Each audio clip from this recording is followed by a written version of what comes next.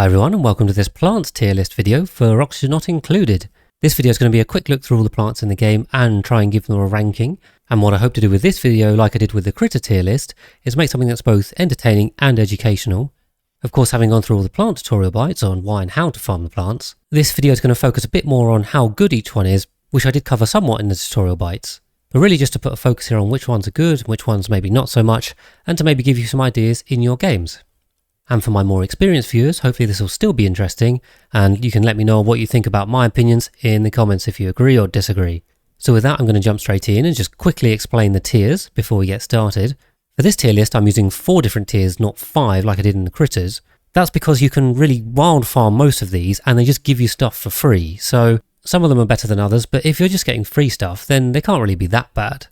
So the categories I'm going to go with are S tier, which is for the best plants and my favourite plants. A tier are for the plants that are still really good, but maybe not the absolute best. B tier for the ones that are okay, have some niche uses maybe. And then C tier for the most difficult or maybe least useful, but they still all give you free stuff anyway. And the last thing for me to quickly mention is the Plants Tutorial Bites series. I would definitely recommend checking that out if you want any specifics on all of these plants. And I'm going to leave the link in the card for you here. But with that out of the way, let's have a look at our first plant, which is Mealwood. Now obviously Mealwood is the starting food plant in the temperate and forest biome starts. Basically, you give it dirt and not water, which is a common misconception, and you get the terrible quality meal lice out of it. So really it's an early game plant, but it is super easy to farm. And actually I often end up running it probably longer than I should. And the other thing you can also get out of it is pickled meal, which is really good in the Spaced Out DLC for astronaut food. So with that in mind, I mean we can't give it a top grade because it's really early game and not late game, but it is super simple and an absolute staple of the game. So therefore I think I'm going to put it into A tier, just about. And second up we've got Bristle Blossoms. Now these are again a common plant in temperate starts that you get early on, and for domestic plants these only need water, plus a bit of light. So that not only makes them great in the early game, but also in the late game as well because you can farm them sustainably from water geysers. Now that does come with a bit of heat issue, as does the light requirement, unless you use shine bugs, but overall this makes really good food and can be turned into gristleberry for even more calories. So I think this plant just about deserves to squeak into S tier here. And next up we have the Dusk Cap that, opposite to the Bristle Blossom, needs a dark environment in carbon dioxide. Now these are definitely an interesting plant and of course they take slime as their fertiliser. That does mean early on they're really quite easy to farm, so that's definitely a big benefit. And again you can fry the mushroom to turn it into an even better ingredient for some of the high quality foods, such as mushroom wrap and mushroom quiche. So overall this is a very good plant, but the slime requirement can be a little bit limiting as you go towards the mid and late game.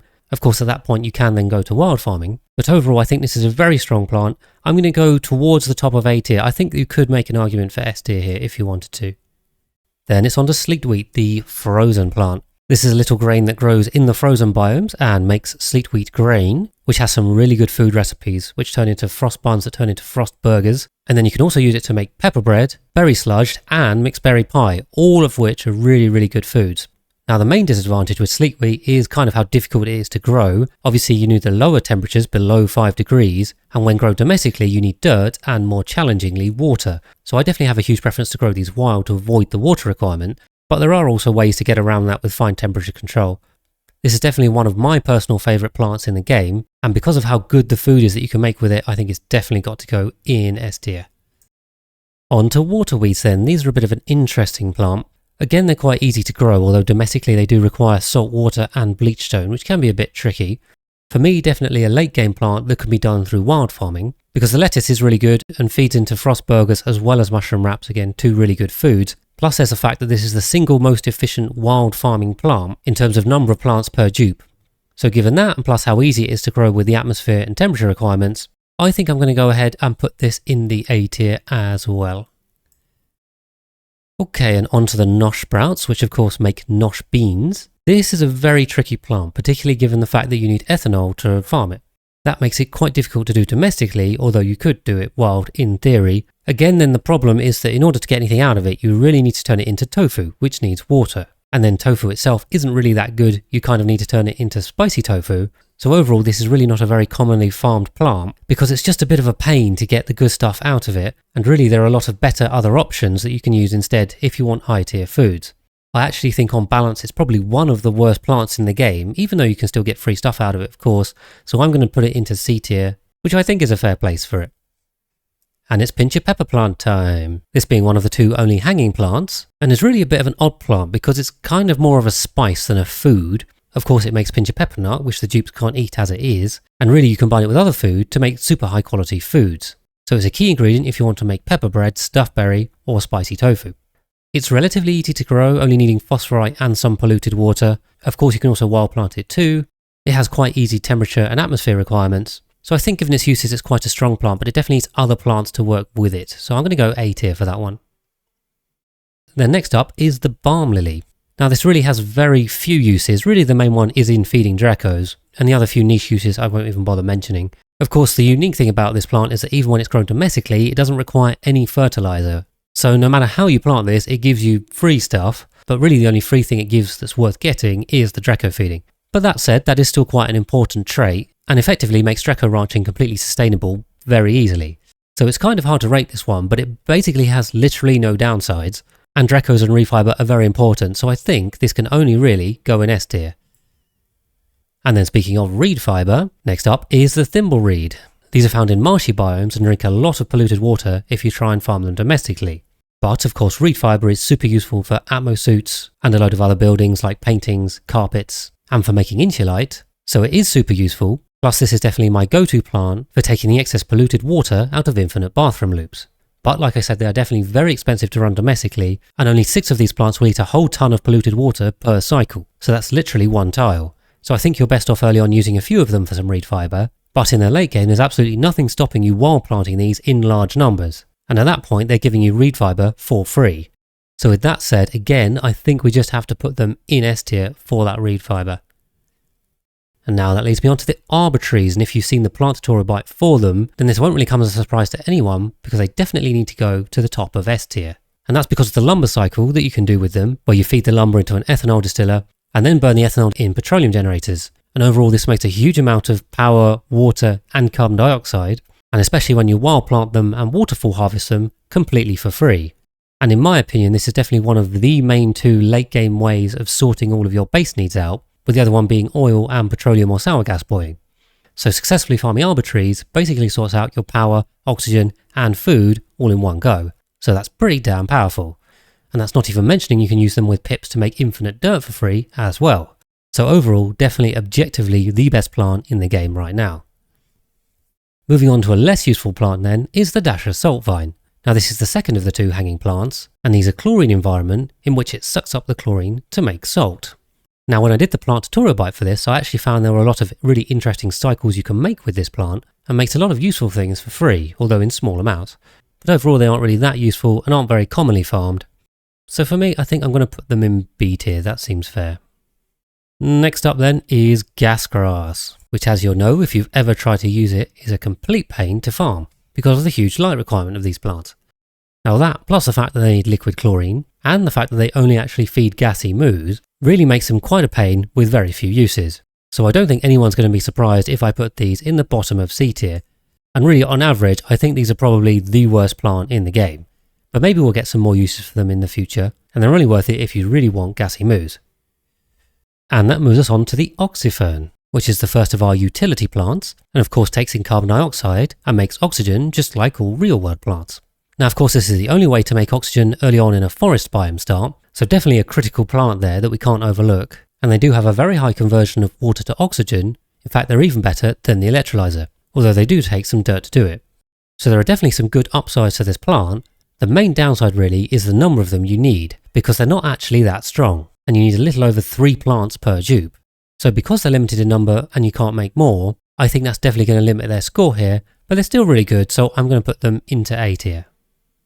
Wheezeworts up next, and this is another utility plant, and definitely a really good one. Of course it has a couple of main uses, either for cooling or for radiation in the Spaced Out DLC, and these are a super easy and cheap way to get either of those things. Because they only take phosphorite, which is easily dug up or gotten from Dracos, they really have very little downside and can be great for cooling bases or machines, or in the Spaced Out DLC for running the material study terminal, and is overall just a really useful plant with very little downsides. It's also really unique in what it does, so this definitely needs to go into S tier. Then that brings me on to the decorative plants, and I covered all of these in one plant tutorial bite because really they're very similar. So we've got the Bluff Briar, Buddy Bud, Mirth Leaf and Jumping Joya. Now all of these really just give decor for free, as long as they're in the right temperature and gas, so it's kind of hard to place these, because there's basically no downsides. On balance, I don't think they really make S tier, so I'm going to put them into A tier, and the order doesn't matter too much. I definitely consider the Bluff, Briar and Mirth leaf quite similar. The Jumping Joy is definitely better than the other two because of its wide temperature range, and then of course the Buddy Bud does have the floral scent germs, and you can use these to block slime lung, which is quite useful, and it'll also give your dupes the smell of the flowers buff as long as they're not allergic. Sporechids are a bit of a tricky one because if used properly they have absolutely amazing decor, but if you get your dupes infected they're going to be having a very bad time. However, I think with the correct use of Atmos suits and glass, they can be quite easily contained, so I'm going to put them above the other ones, because that decor is so damn high. That then brings me on to two plants that aren't really plants. Well, they kind of are, but they don't really grow. So the Muckroot and the Hexalent fruit are really just found around the map and can be dug up for free food to help you keep going. Now, of course, that's super useful early on, and the food never spoils, so who doesn't like getting free stuff? Again, like the decorative plants, that makes them really difficult to place, because they are literally free and have no downsides again. That said, the quality of the food's not that great, and they are limited around the map, of course. I think for the sake of this list, I'm going to put them both into B tier, but really they're very difficult to judge, and they don't really fit into this list very well, but that's what I'm going to go with. And so that covers all of the base game plants and leaves us with 7 or maybe 8 in the Spaced Out DLC. And for our Spaced Out DLC plants, of course, we're going to start with the Bog Buckets. These are the starting food plants in the swampy starts, so are really invaluable to those starts. They take up polluted water and provide some not great food, but still fairly straightforward. I think I'd probably put these as similar to Mealwood, in that they're a starting plant and they're quite easy to farm. And I don't think they're as good as Mealwood because I'd kind of rather use up the dirt than the polluted water. Plus the swampy delights you make from them aren't that good either. So I think with all that considered, slightly worse than Mealwood, I'm going to go top of B tier for these. Then that takes us on to Grubfruit and or Spindly Grubfruit. So I've only got one icon for both plants, and of course if they get rubbed by divergence, so Sweetles or Grubs, then they turn into the normal Grubfruit variant that makes a slightly better food, but actually still they're quite similar. But either way, these take in sulphur, which is quite easily gotten renewably from sulphur geysers, and also if you have sour gas boilers, then you have a crazy amount of sulphur as well. They do feature in some good recipes, but probably not the best, so I think it's fair if we put these towards the bottom of A tier. Then next up we've got 2 more decorative plants of the Bliss Burst and Mallow.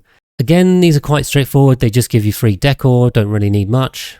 These are definitely on par with the other decorative plants, so we're going to put them in there with the same. Again, the order doesn't really matter too much, and I think that's a fair ranking. On to the Saturn Critter Traps. Now these are a very unique plant that eat critters and then pump out hydrogen and plant meat. Now the plant meat is actually not that great because there aren't any recipes with it, but these do give a huge amount of free hydrogen if planted correctly. And of course you can use them with beaters, like I covered in the plant tutorial by it, for just an infinite supply of food and hydrogen literally for free. Now they are a bit tricky because they require low temperatures, and if you're trying to wild plant them you can use up a lot of pips doing it, but once set up the hydrogen is definitely really good. Because they're so unique they're a little bit hard to place, but I think because of that I'm going to go towards the bottom of S tier for these cool strange plants. And we're getting close to the end with the Tranquil Toes. This is another strange decorative plant, but it's not really that useful because of its temperature range, which needs to be below 0, so you can't really use these in living areas, and so overall this plant is a bit weird. For me then, because they're a bit difficult to use and the benefit isn't really that good, I'm going to plumb for a lower B tier, but we could possibly go lower with that. Then that leaves us with only one more plant, the Swamp Chard, and really these are exactly the same as the Muckroot and the Hexalent fruit, in that you dig them up for free food in the form of Swamp Chard hearts. So really quite an easy decision. If I put these in B, I think this one has to go with it, and that rounds out our list. So that's what it looks like in the end for me. And like I said at the start, there's not really any bad plants, because of course you can plant them all wild if you wanted to and just get free stuff out of them. So that does make them quite hard to judge overall. I think this list is looking quite fair. We've definitely got the better plants at the top and the worst ones towards the bottom. But either way, I'm sure you definitely have some disagreements, because this is quite a difficult one and it's very subjective. So like always, definitely let me know what you think in the comments. Do you agree with my list, or is there anything you would change? Have I got anything completely wrong? Let me know. But other than that, I don't have much more to add. So like I said, hopefully this was entertaining and maybe you found something useful to take out of it. But I'll wrap this one up here, so thanks for watching, and hopefully I'll see you in the next video.